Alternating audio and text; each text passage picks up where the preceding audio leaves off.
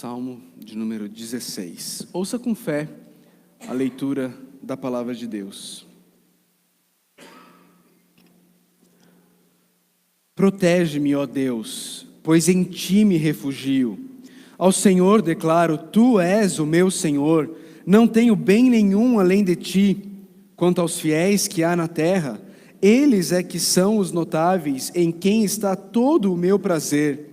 Grande será o sofrimento dos que correm atrás de outros deuses. Não participarei dos seus sacrifícios de sangue, e os meus lábios nem mencionarão os seus nomes. Senhor, tu és a minha porção e o meu cálice. És tu que garantes o meu futuro. As divisas caíram para mim em lugares agradáveis. Tenho uma bela herança. Bendirei o Senhor que me aconselha na escura noite. O meu coração me ensina. Sempre tenho o Senhor diante de mim, pois com Ele à minha direita não serei abalado.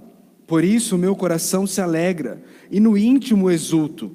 Mesmo o meu corpo repousará tranquilo, porque tu não me abandonarás no sepulcro, nem permitirás que o teu santo sofra decomposição. Tu me farás conhecer a vereda da vida, a alegria plena da tua presença, eterno prazer à tua direita. Vamos orar ao Senhor? Pai de amor, nós estamos reunidos aqui, Deus, como teu povo, reunidos em teu nome, reunidos por meio do teu Filho. E nos achegamos ao Senhor por meio dele e capacitados pelo teu Santo Espírito, Deus. Mas nós suplicamos, Deus, pela tua atuação ativa nessa noite, Deus. Nós queremos ouvir a tua voz, nós queremos ser instruídos pelo Senhor, nós queremos ser transformados, nós queremos ser moldados, mas para que isso aconteça, nós precisamos que o Senhor haja em nós nesta noite. Por isso nós suplicamos a Ti, que o Teu Santo Espírito venha me capacitar a transmitir a Tua palavra, como o Senhor quer que ela seja transmitida, e a capacitar os meus irmãos, irmãs, amigos e amigas, a terem um coração ensinável diante da pregação da Tua palavra.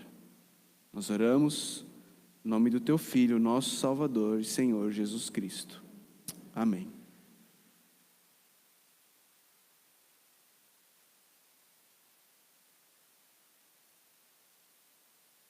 Queridos, esse salmo, ele é um dos salmos mais belos que existe, pelo menos na minha opinião, porque ele fala muito sobre o relacionamento entre Deus e o salmista, entre o salmista e Deus.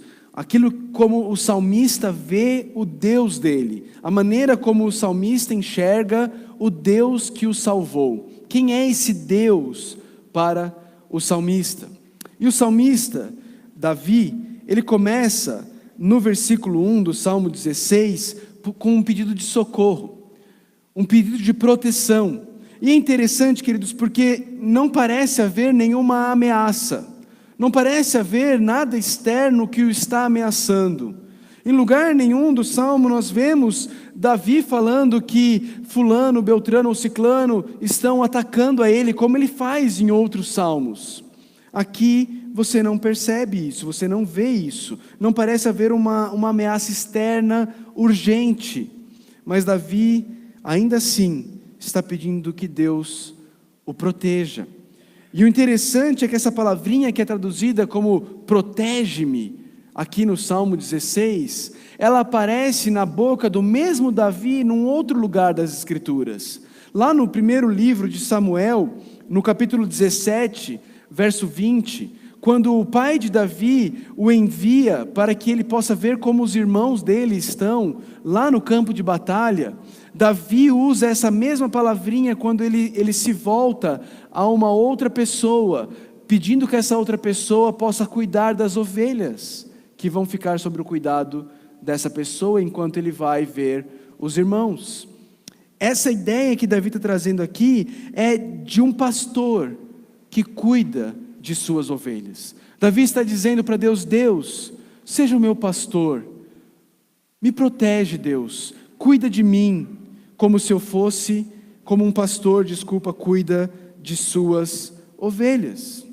Por que que Davi está fazendo esse pedido a Deus? Ele diz: protege-me, ó Deus, pois em ti me refugio. Senhor, cuida de mim como um pastor cuida de suas ovelhas, porque Deus, é em ti que eu procuro refúgio, é em ti que eu busco abrigo, é no Senhor que eu busco segurança. Senhor, me protege, porque se não for o Senhor me protegendo, eu não tenho onde encontrar refúgio, eu não tenho onde encontrar proteção, eu não tenho onde encontrar segurança. Sabe quando você pede alguma coisa para alguém e a pessoa diz que vai fazer, mas aí você vira para ela e fala assim: mas olha, eu estou contando com você. O que você está querendo dizer? Você está dizendo: olha, faça mesmo, porque se você não fizer, eu vou estar descoberto, eu vou estar desprotegido, eu não vou ter outra pessoa para me socorrer. É isso que o salmista está falando aqui. Ele está dizendo: protege-me, ó Deus, pois eu busco refúgio no Senhor. Se o Senhor não me proteger, eu não vou ter para onde ir, eu não vou ter em quem me refugiar. Eu não tenho plano B, eu dependo do Senhor, eu dependo da sua proteção. Eu sei que só o Senhor pode me cuidar, pode me guardar e pode me proteger. Resumindo, queridos, esse primeiro verso nos mostra que Deus é o protetor de Davi. Deus é o protetor de Davi. Mas ele continua, no versículo 2 ele diz assim: ao Senhor declaro, tu és o meu Senhor, não tenho bem nenhum além de ti. O que significa isso? O que significa Davi dizer: eu não tenho bem nenhum além de ti?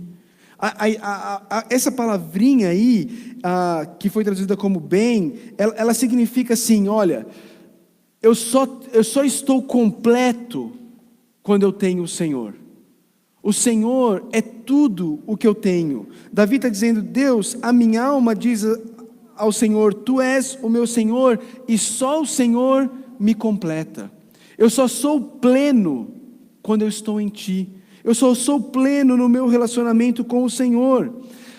A mesma palavrinha que foi traduzida aqui como bem, foi usada pelo povo de Israel, quando eles diziam assim para Moisés: por que você me tirou do Egito? Se nós tivéssemos carne para comer, nós estávamos melhor no Egito. Essa palavrinha melhor é a mesma palavrinha que foi usada aqui para Davi, Davi usa aqui para falar: não tenho bem nenhum além de ti.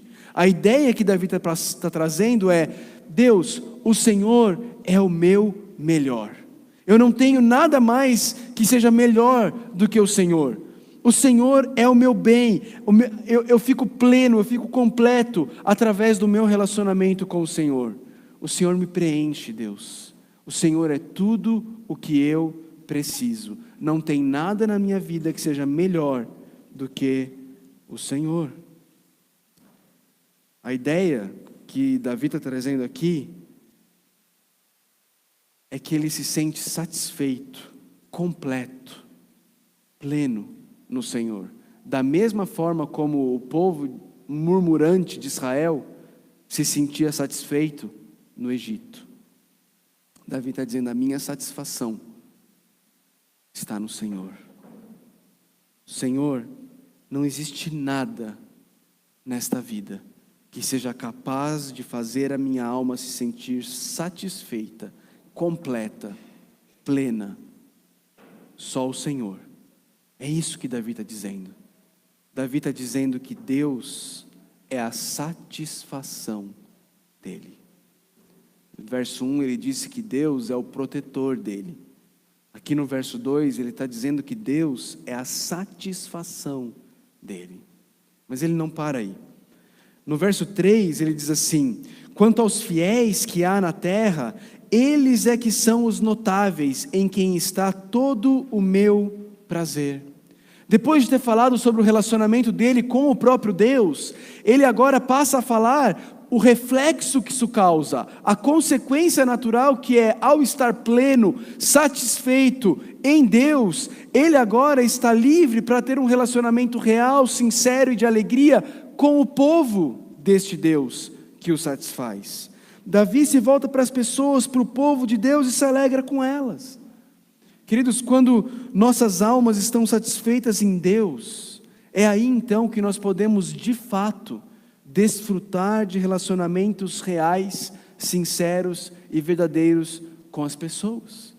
Enquanto eu e você estamos buscando a satisfação da nossa alma no nosso relacionamento com pessoas, relacionamentos horizontais, esses são relacionamentos de utilidade, são relacionamentos em que eu quero algo de você, eu estou buscando que você me satisfaça, mas quando eu estou satisfeito em Deus, eu sou liberto para assim agora me relacionar com você, sem te usar, mas apenas e tão somente, porque satisfeito em Deus, eu quero me alegrar com você, no meu relacionamento com você.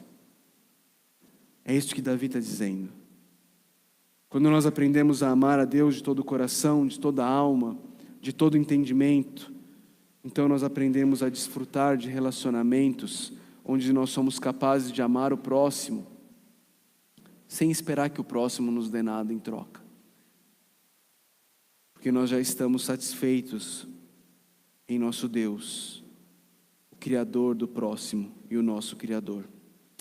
Esses relacionamentos, eles se tornam prazerosos, eles não são mais um peso, mas é algo que alegra a nossa alma.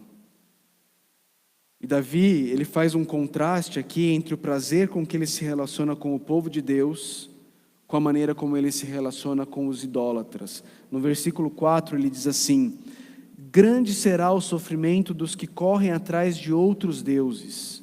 Não participarei dos seus sacrifícios de sangue, e os meus lábios nem mencionarão os seus nomes. Primeiro, Davi mostra como é tolice servir a outros deuses. Essas pessoas, elas estão buscando bem-estar e proteção, mas elas só vão encontrar sofrimento. E perceba, queridos, não é nem necessariamente que elas vão encontrar sofrimento porque Deus as vai punir nesta vida, mas é porque quando nós nos tornamos idólatras e buscamos em coisas criadas aquilo que só o Criador tem para nos dar, o sofrimento é algo natural, porque as coisas criadas são incapazes de satisfazer a nossa alma. E aí nós sofremos, nós nos entristecemos, nós somos escravos dos nossos deuses falsos. Às vezes a gente olha para os ímpios e a gente pensa que eles estão vivendo uma vida muito boa porque eles têm tudo que o coração deles quer. Mas nós não percebemos que, na verdade, ter tudo que o nosso coração quer não é sinal de bênção, mas é sofrimento para a nossa vida. O apóstolo Paulo, em Romanos capítulo 1, ele escreve a partir do versículo 18, ele diz assim: portanto, a ira de Deus é revelada dos céus contra toda a impiedade e injustiça dos homens, que suprimem a verdade pela injustiça. Pois o que de Deus se pode conhecer é manifesto entre eles, porque Deus lhes manifestou.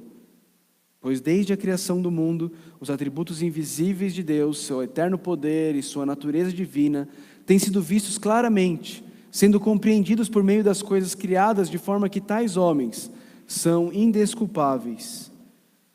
Porque tendo conhecido a Deus, não o glorificaram como Deus, não buscaram em Deus a satisfação das suas almas, nem lhe renderam graças, não foram gratos a Deus, porque não perceberam que Deus estava suprindo tudo o que eles precisavam. Mas ao contrário, seus pensamentos se tornaram fúteis, e o coração insensato deles obscureceu-se.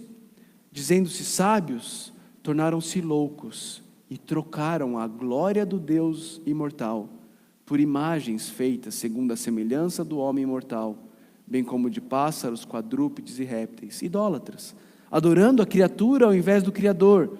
E aqui eu preciso te lembrar, não é só quem faz estátuas que é um idólatra.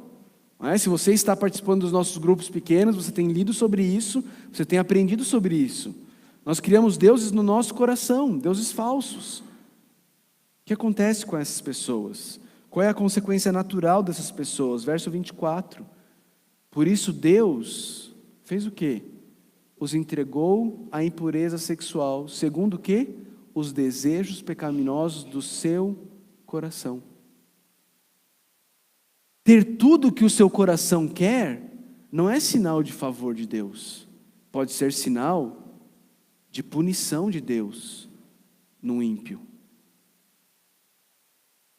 Verso 25 diz que eles trocaram a verdade de Deus pela mentira, adoraram e serviram a coisas e seres criados em lugar do Criador, que é bendito para sempre, amém. E verso 26 termina dizendo, ainda não vou terminar, mas por causa disso, Deus os entregou às paixões vergonhosas. Verso 28, além do mais, visto que desprezaram o conhecimento de Deus, Ele os entregou a uma disposição mental reprovável.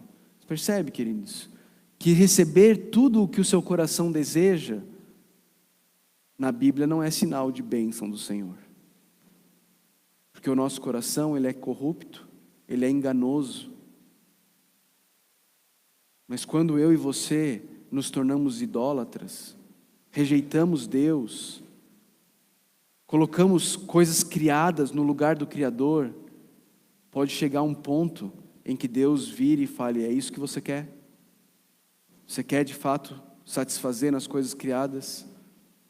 Eu vou dar os desejos do seu coração. E isso não vai ser bênção de Deus sobre nossas vidas.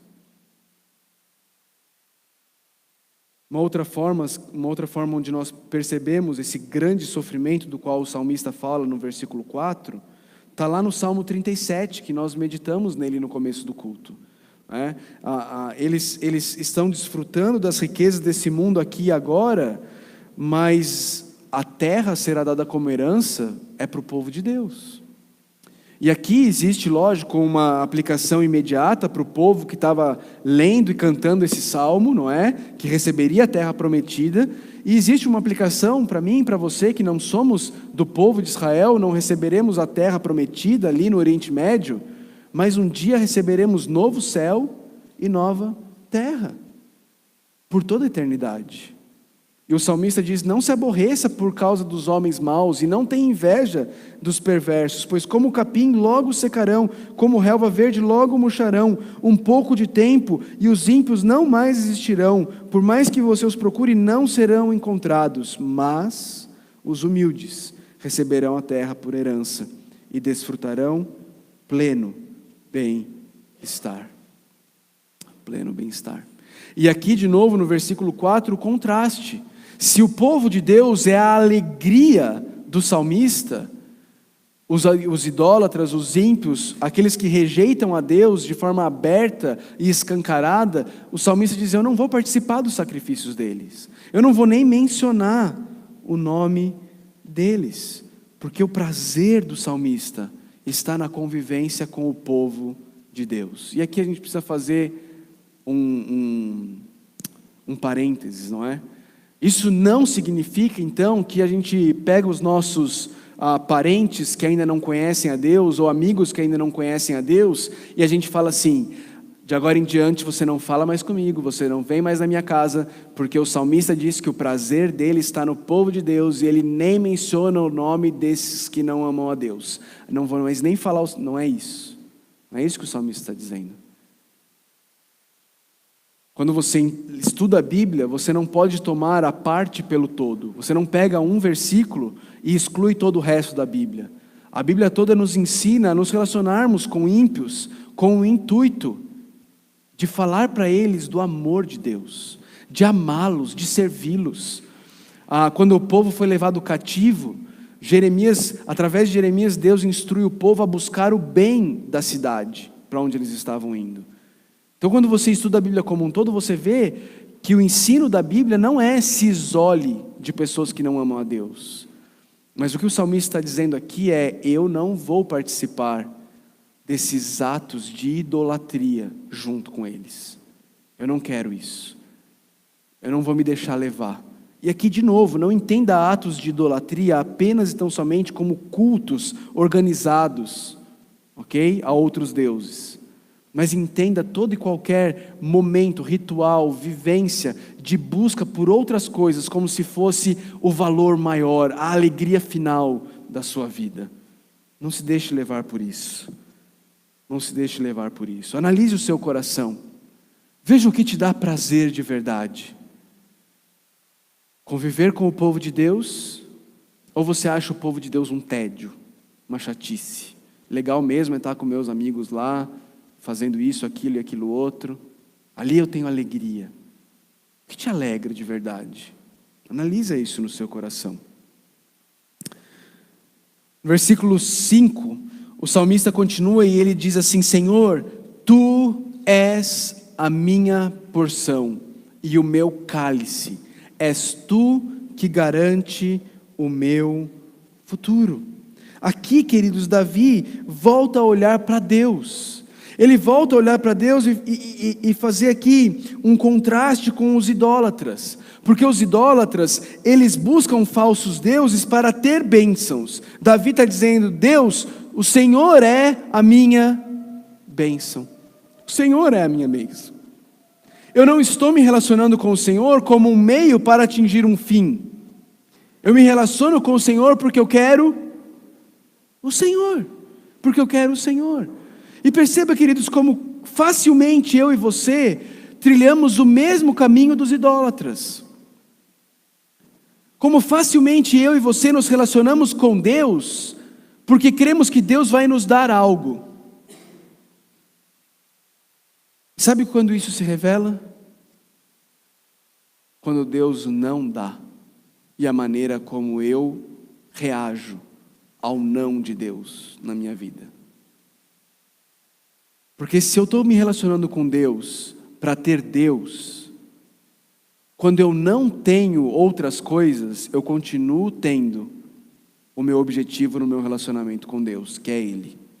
Mas quando eu estou me relacionando com Deus para ter coisas que Deus pode me dar, e eu não as tenho, aí meu relacionamento com Deus não faz mais sentido, aí não vale mais a pena, aí eu não quero mais Deus, porque eu estava buscando outras coisas.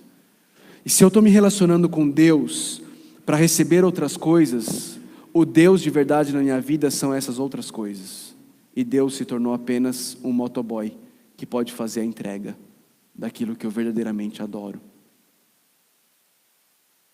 O salmista está dizendo: Senhor, Tu és a minha porção. Para Davi, Deus é a bênção dele. Deus não é um meio para que ele consiga um fim, Deus é o fim. Deus é o objetivo, Deus é o motivo, Deus é a herança. E Deus é o meio como essa herança é entregue a Ele. Perceba, Deus ele é a porção, Ele é o cálice, isso traz segurança para Davi, porque o futuro dele está nas mãos deste Deus. Isso fica ainda mais claro no versículo seguinte, o versículo 6, ele diz assim: as divisas caíram para mim em lugares agradáveis, tenho uma bela herança.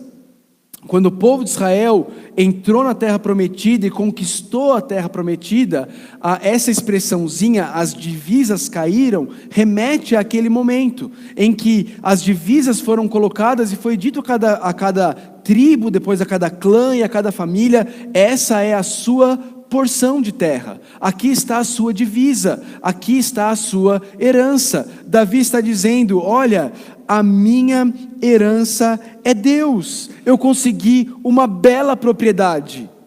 E não está falando de terra, ele está falando do próprio Deus. Davi está dizendo: ter Deus como a minha herança faz com que eu esteja sempre tão satisfeito, como se eu tivesse todo dia recebendo a melhor porção de terra, porque Ele é tudo que eu preciso. Já participou de sorteio de casa popular? Não é?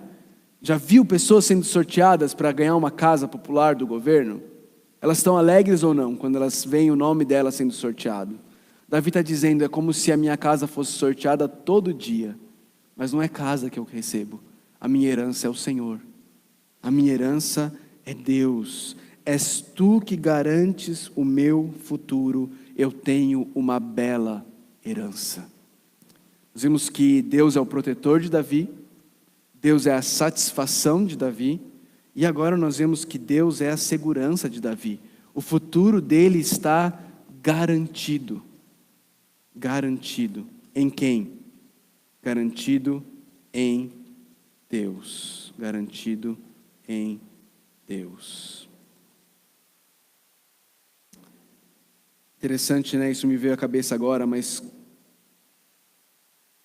como a gente se pega pensando em garantir o nosso futuro? Já se pegou pensando nisso? Garantir o seu futuro, garantir o futuro dos seus filhos, né? Aí agora a gente está no meio de um processo aí de reforma da Previdência, aí a gente fica falando assim, ixi, o meu futuro, hein? Né? O salmista está dizendo, o meu futuro está garantido, porque a minha herança é o Senhor. A minha herança é o Senhor. Davi continua, e no verso 7 ele diz assim, bendirei o Senhor que me aconselha na escura noite, o meu coração me ensina. Davi glorifica, bendiz a Deus, porque o ensino de Deus achou morada no coração de Davi. E porque o coração dele foi instruído, o coração dele agora o instrui todas as noites. Remete para as palavras de Davi lá no Salmo 119, verso 11, quando ele diz, guardei no coração a tua palavra, para não pecar contra ti. Para não pecar contra ti. Sabe aquela ideia do salmista falando com ele mesmo? Sabe quando ele diz para si mesmo, por que você está abatido, ó minha alma? Espera no Senhor. É disso que ele está falando quando ele diz que o coração dele o instrui todas as noites. O coração dele recebeu a palavra, porque Deus o instruiu, não é isso que ele diz? O Senhor que me aconselha, ele recebeu o conselho do Senhor, o coração guardou a palavra, e agora esse coração que guardou a palavra o instrui, o ensina todas as noites. Ele ouve aquilo que o coração dele aprendeu, ele é ensinado todas as noites. Deus é o protetor de Davi, Deus é a satisfação de Davi, Deus é a segurança de Davi, e Deus é o conselheiro de Davi. Deus busca conselhos em Deus. Davi busca conselhos em Deus. Davi pergunta para Deus, Deus, o que o Senhor pensa sobre essa situação? Interessante, queridos, como cada vez isso é menos comum no dia daqueles que afirmam crer em Deus. Crer em Deus, não, eu sou um cristão, mas em meio às dificuldades, decisões da vida, como fazer, o que fazer, aí eu vou procurar outros caminhos para ser aconselhado, para ser instruído, que não Deus, aquele que me criou, aquele que moldou o meu ser, que teceu o meu corpo no ventre da minha mãe. Deus é o conselheiro de Davi. Mas ele continua no versículo 8, ele diz assim, sempre tem o Senhor diante de mim, com ele à minha direita, não serei abalado. O que é isso? O que é ter Deus diante de nós? Isso nada mais é, queridos, do que manter todos os nossos sentidos amarrados e cativos, de forma que eles não corram, nem desviem para nenhum outro objetivo. Davi vive de tal forma que faz Deus o centro do viver dele. Toda a vida dele gira em torno de Deus. Às vezes as pessoas pensam assim, a vida deveria ser como uma pirâmide. Deus, família, igreja, amigos, trabalho ou trabalhos amigo, não sei como é que você coloca aí. Mas a vida do salmista, ele não apresenta dessa forma. A vida do salmista é muito mais como o sistema solar, tendo Deus como o sol da vida dele, e todo mais orbitando ao redor de Deus. Tudo gira ao redor de Deus. O seu relacionamento familiar gira ao redor de Deus. O teu trabalho gira ao redor de Deus. Os teus amigos, as suas amizades giram ao redor de Deus. teu convívio como igreja gira ao redor de Deus. Deus é o centro de todas as coisas. Ele não é apenas a primeira opção, a prioridade número 1. Ele é o centro de tudo. De tudo. Tudo mais gravita ao redor de Deus. Deus é o centro da vida de Davi. E isso gera algumas coisas em Davi. Veja o versículo 9. Por isso, porque Deus é o centro da vida dele, porque Deus é a segurança dele, porque Deus é a satisfação dele, porque Deus é o protetor dele, por isso o meu coração se alegra. E no íntimo eu exulto. Eu exulto. Por que Davi está alegre? Por que Davi exulta? Porque está tudo tranquilo na vida dele? Porque tudo sempre foi muito fácil na vida dele? Não, mas porque Deus é o centro da vida dele. Porque a vida dele gira em torno de Deus. Porque ele quer coma, quer beba, ou quer ele faça qualquer outra coisa, ele entendeu que ele deve fazer tudo para a glória de Deus. Por isso o coração dele se alegra e no íntimo ele exulta. E mais, ele não apenas se alegra e exulta em seu coração, ele diz que o corpo dele pode repousar, descansar em segurança. Ele está se referindo aqui à morte. Ele está dizendo, olha, eu posso morrer tranquilo. Eu posso morrer tranquilo. Por quê? Em que se baseia essa segurança? Verso 10. Porque tu não me abandonarás no sepulcro, nem permitirás que o teu santo sofra decomposição.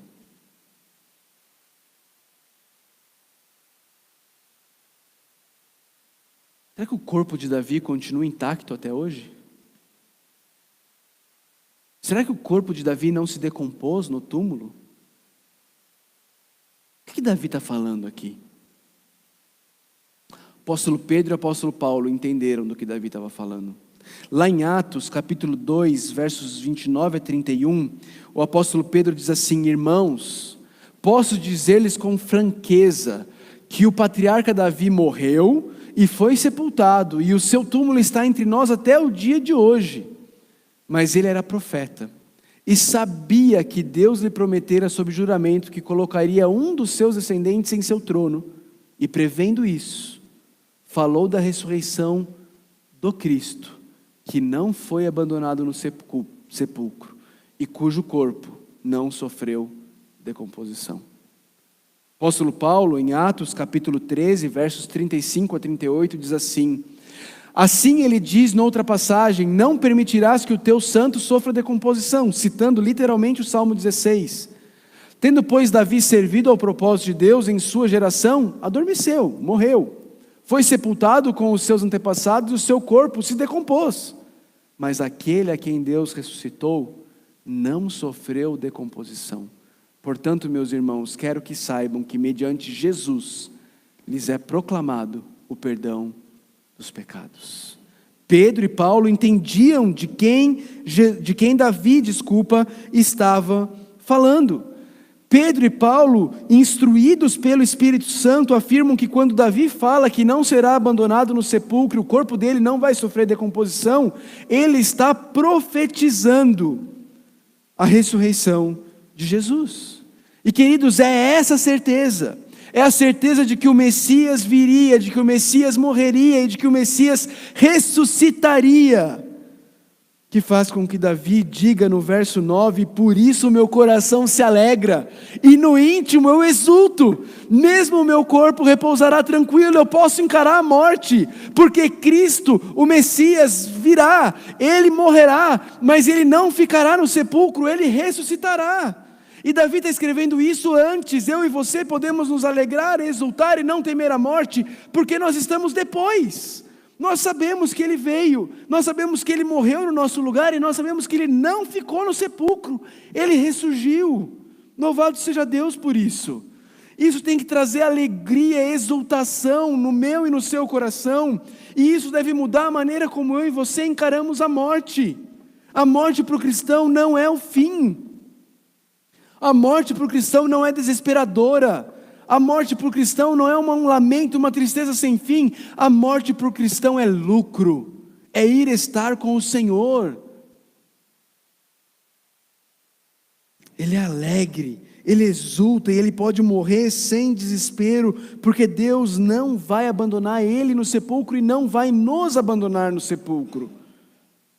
A certeza que Davi tinha, queridos, de que o Messias ressuscitaria, era o que garantia para ele alegria, exultação e tranquilidade diante da morte. Davi tinha essa certeza por algo que ele ainda nem tinha visto, mas nós já vivemos após a vida, a morte e a ressurreição de Jesus. Jesus já veio, ele já viveu uma vida perfeita no meu e no seu lugar. Ele já morreu a morte que nós merecíamos morrer, e ele já ressuscitou. Nós temos uma certeza ainda mais firme. Como disse o apóstolo Paulo lá em 1 Tessalonicenses, capítulo 4, verso 16: pois dada a ordem com a voz do arcanjo, o ressoar da trombeta de Deus, o próprio Senhor descerá dos céus, e os mortos em Cristo ressuscitarão primeiro. Queridos, a morte do cristão não é o fim. Que bendita esperança eu e você temos. Que motivo para nos alegrarmos, que motivo para exultarmos e que motivo para não nos perturbarmos com a morte.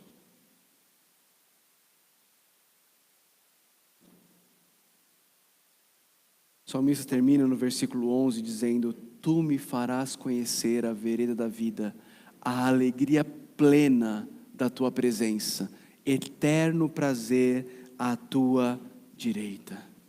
Queridos, porque Cristo ressuscitou, nós podemos ter corações alegres, exultantes, e podemos encarar a morte com tranquilidade, sabendo que nós também ressuscitaremos e não seremos abandonados no sepulcro.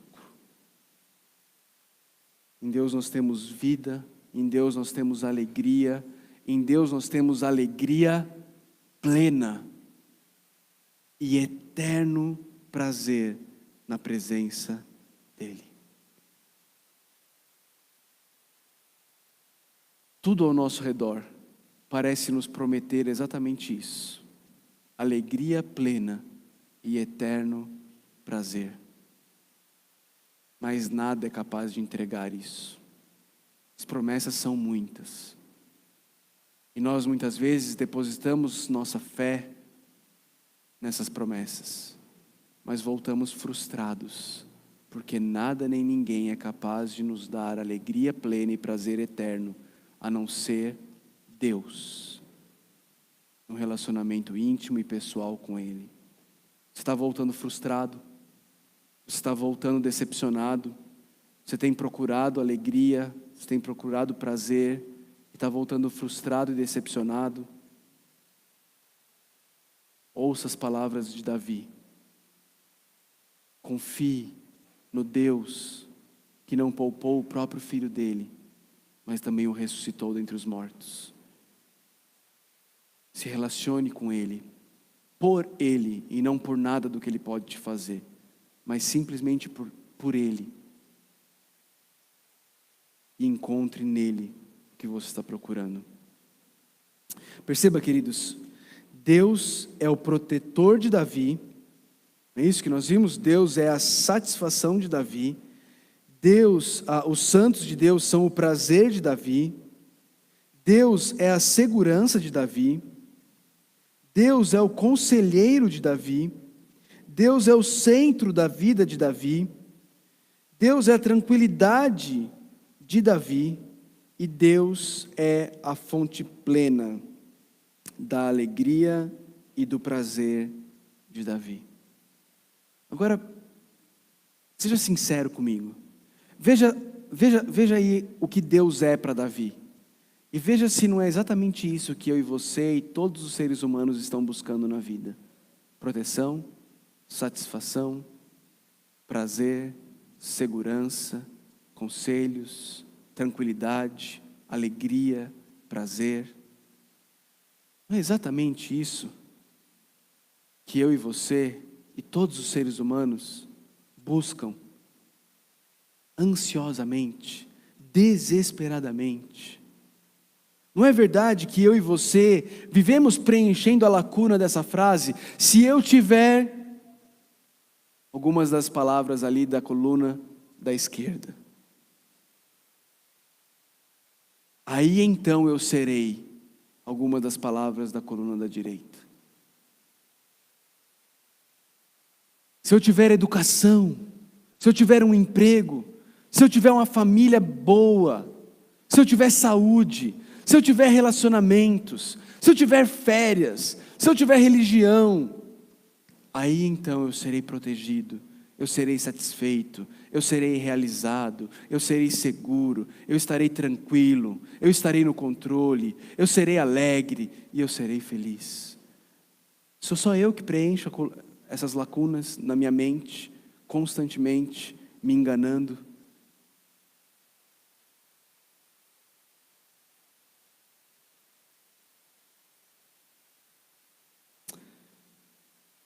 Se nós formos honestos por um instante, nós vamos reconhecer que nós muitas vezes passamos os nossos dias, às vezes as noites, às vezes o tempo no chuveiro, pensando e divagando, e a nossa mente indo exatamente para esse tipo de coisa. Eu preciso disso, eu preciso que isso aqui aconteça. Se eu perder isso daqui, eu vou perder aquilo lá. Nossa, se eu conseguir ganhar, aí sim.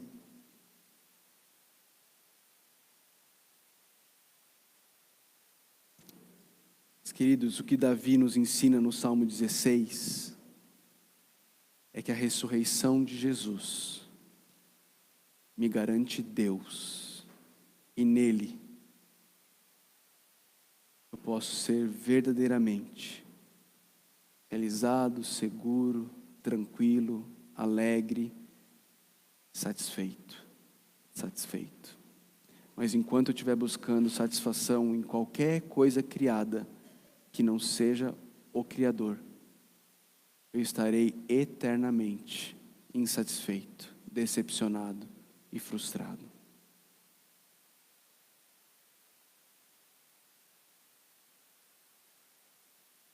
Algumas implicações. Primeiro, quando eu perco o controle da situação no meu trabalho, eu não preciso ficar ansioso, irado ou com medo. Eu posso confiar no meu Deus que venceu a morte e em cujas mãos toda a minha vida está guardada. Ele é a minha proteção, Ele é a minha segurança, Ele é a minha satisfação. Eu não preciso sacrificar a minha família no altar do Deus segurança financeira. Se Deus é a minha segurança, o meu provedor, a minha proteção, eu não preciso sacrificar a minha família no altar da segurança financeira. Pastor, como é isso? Eu não faço isso, sacrificar minha família. Sacrificar sua família no altar do Deus segurança financeira é negligenciar tudo que Deus te chamou para ser como pai e como mãe, para servir ao Deus estabilidade, ao Deus segurança financeira. E aí eu estou disposto a fazer tudo o que eu precisar fazer, negligenciar tudo o que eu precisar negligenciar, porque se eu não fizer isso, eu não vou ter como dar segurança financeira para os meus filhos. E eu me esqueço que Deus é a nossa segurança, também financeira. Ele é quem nos sustenta. Outras implicações. Quando eu não tenho dinheiro para comprar coisas que penso irão me fazer feliz, eu posso olhar para o Cristo ressurreto e perceber como o salmista, que nele a alegria completa. Queridos, qualquer coisa que você comprar, achando que aquilo vai te fazer feliz, muito rapidamente vai te frustrar, vai te decepcionar. E loguinho, você vai estar atrás de outra coisa, sendo de novo iludido e levado a pensar que aquela outra coisa vai ser capaz de te fazer feliz. Quando meu coração for levado a pensar que existe prazer em alguma ação pecaminosa, eu posso lembrar a minha alma que só em Deus há prazer eterno. As outras coisas podem te dar uma noite de prazer e uma vida de remorso.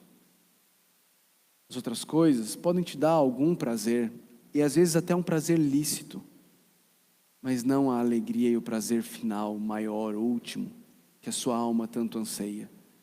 Porque alegria plena e prazer eterno só estão disponíveis à destra de Deus. Queridos, quando o seu coração invejar a vida dos ímpios, lembre-se que o povo de Deus herdará a terra e poderá desfrutá-la com o Cristo ressurreto por toda a eternidade. Você anseia por isso? Você anseia pela eternidade com Cristo, nos novos céus e na nova terra? Por último, última implicação, diante da morte, eu e você, nós podemos ficar tranquilos, sabendo que nós não seremos abandonados na sepultura, mas um dia ressuscitaremos, assim como Jesus ressuscitou. A Bíblia fala que Ele é a primícia entre os que dormem. Ele ressuscitou, e a ressurreição dele é a prova de que um dia todos aqueles que nele morreram, com Ele ressuscitarão. Meu irmão, minha irmã,